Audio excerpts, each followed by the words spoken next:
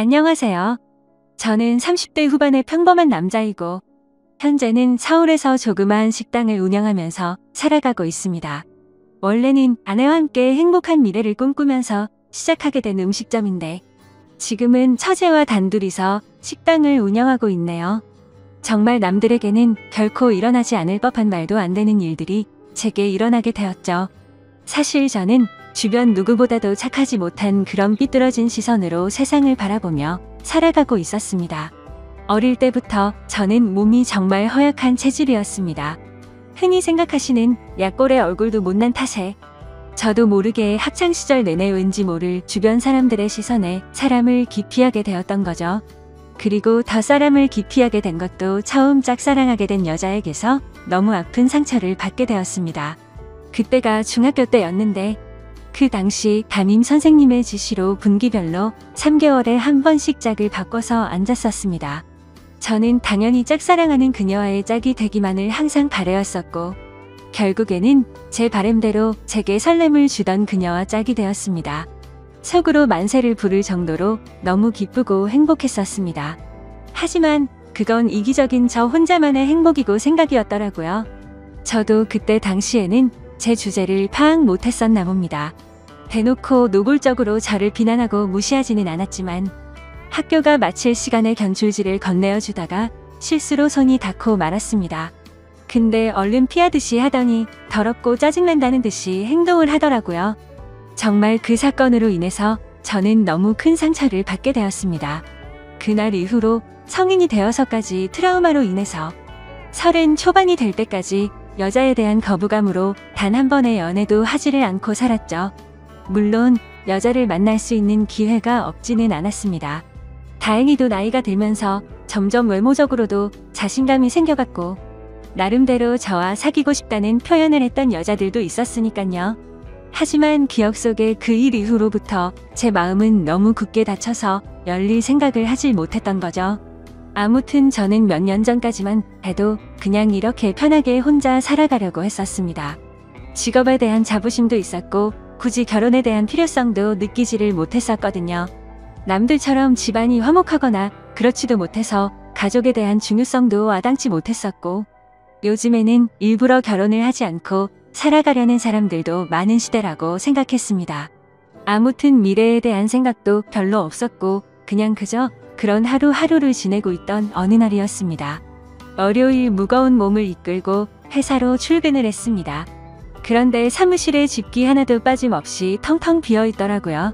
5년 동안 다니던 회사였기에 이게 무슨 일인가 싶어서 진심으로 꿈을 꾸는 건가라는 생각으로 머리가 멍했고 망치로 얻어맞은 기분이었습니다.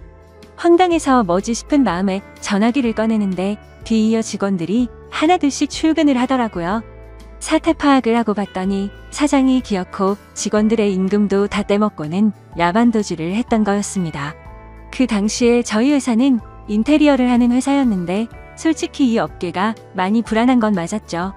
하지만 5년이란 시간 동안 동고동락했던 제게 말 한마디 없이 이렇게 도망가 버리다니 너무 충격적이었고 세상이 무너지는 기분이었습니다. 왜냐하면 월급이 조금 떼인 거라면 크게 상관없었겠죠.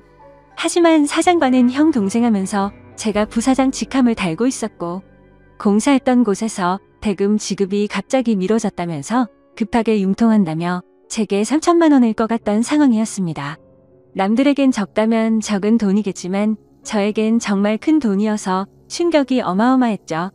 게다가 돈도 돈이지만 제 성격의 모든 사람들을 기피하면서도 외동인 제게 거의 유일하게 친형같이 생각했던 사람이 또 저를 배신하게 된 거였습니다.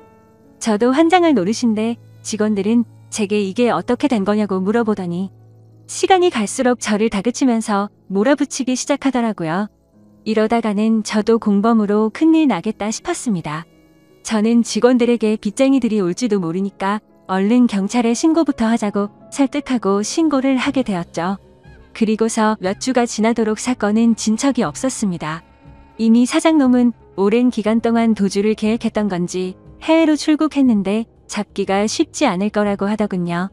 너무나도 절망적이어서 하늘이 무너지는 기분이 들었습니다. 그래서 이렇게 있다가는 큰 사고라도 치겠다 싶어서 저는 무작정 지갑만 챙겨서 제주도로 향했습니다. 그냥 모든 걸 다 잊고 싶었고 전 재산을 날린 것도 아니니까 차근차근 다시 시작하면 되겠지라는 마음을 가지려고 애를 썼습니다.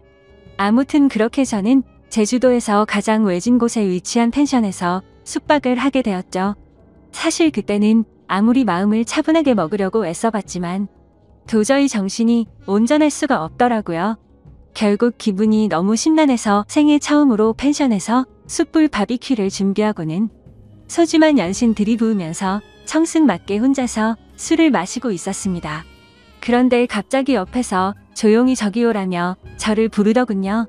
저는 갑자기 들린 여자 목소리에 어버버대면서 깜짝 놀라고 말았죠.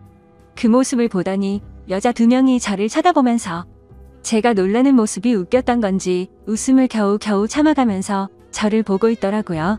너무 민망해서 얼버무리면서 대답을 했더니 자기네들이 해녀 체험을 하고 왔는데 둘이 먹기에는 너무 많고 버리기엔 아깝다면서 혹시 해산물 좋아하면 좀 나눠줄까요? 라고 물어보더라고요. 저는 여자랑 대화를 하는 것조차 너무 소심했던 성격인지라 그녀의 눈도 마주치지 못하고 생각이란 필터를 거치지도 못하고 감사합니다라고 대답을 해버렸습니다.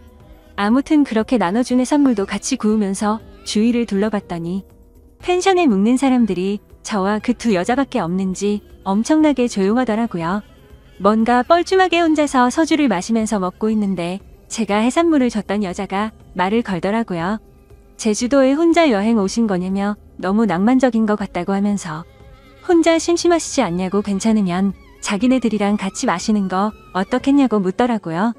평소에 저였다면 절대로 합석은 꿈도 꾸지 못했을 겁니다. 그런데 솔직히 말해서 어릴 적 짝사랑했던 여자 이후로 처음으로 제 눈에 너무 쏙 들어오는 여자였습니다. 그리고 술도 많이 마셔서 조금 취한 상태였기에 어디서 나온 용기였는지 그러자고 대답을 하게 되었죠. 그렇게 그녀들과 저는 합석을 해서 함께 술을 마시게 되었고 이야기를 들어보니 그 2은 친자매였고 어제 숙소에 도착을 했고 일주일간 머물다가 간다고 하더라고요. 저도 열흘 정도를 예약한 상태라고 했더니 잘 됐다면서 그러면 지내는 동안 잘 지내보자고 먼저 손을 건네더군요.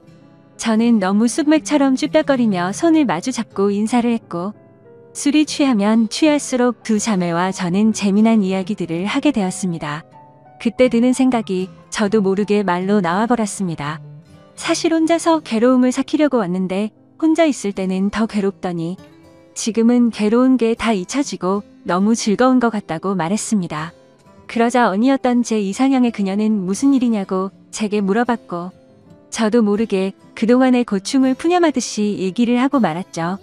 그런데 그런 지루하고 재미없는 얘기인데도 불구하고 그녀는 너무 진지하게 저를 똑바로 쳐다보면서 이야기를 들어주고 진심 어린 조언을 해주더라고요.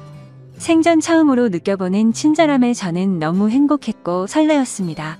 그렇게 꿈처럼 행복했던 시간을 보내다가 자리를 끝 마치게 되었죠.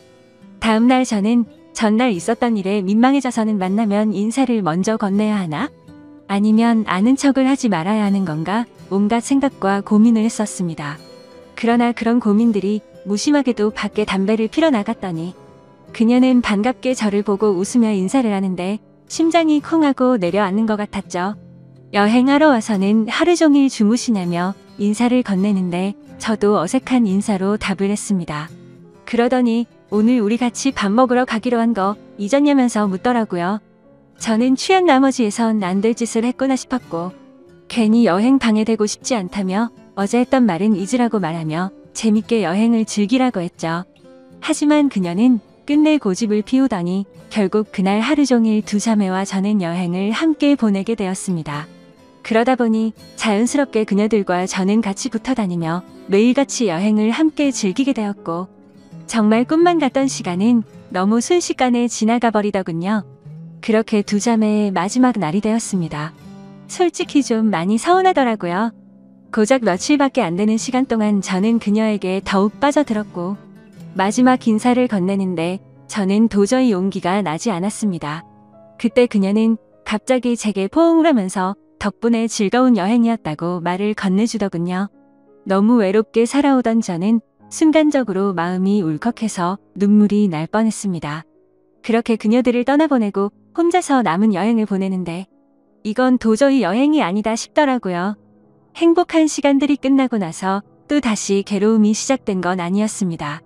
오히려 그녀와 지낸 시간들 덕분에 괴로움은 이미 잊은 지 오래였고 그녀를 또 다시 보고 싶다는 생각이 너무 간절해지더라고요. 그래서 저는 인생을 살면서 가장 큰 용기를 내게 되었죠. 평생 혼자서 살다가 연애는 꿈에서조차 생각 못하던 제가 그녀와 함께 행복한 시간을 갖고 싶었습니다. 집으로 돌아온 저는 진짜 하루 종일 고민을 하다가 용기를 내서 그녀에게 전화를 걸었습니다. 어두침침한 제 성격과는 다르게 그녀는 반갑다는 듯이 밝게 전화를 받아주었습니다. 저는 조심히 잘 가셨는지 해서 연락드렸다고 하니까 그녀는 그렇지 않아도 조심히 여행 잘 마쳤는지 궁금했다고 되물어 봐주더군요. 그렇게 몇 마디를 주고 받게 되었고 어차피 제가 말을 잘하는 편도 아니었기에 단도직입적으로 말했습니다. 제가 주말에 서울에 일이 있어서 가게 됐는데 시간 괜찮으면 밥이나 먹을까요?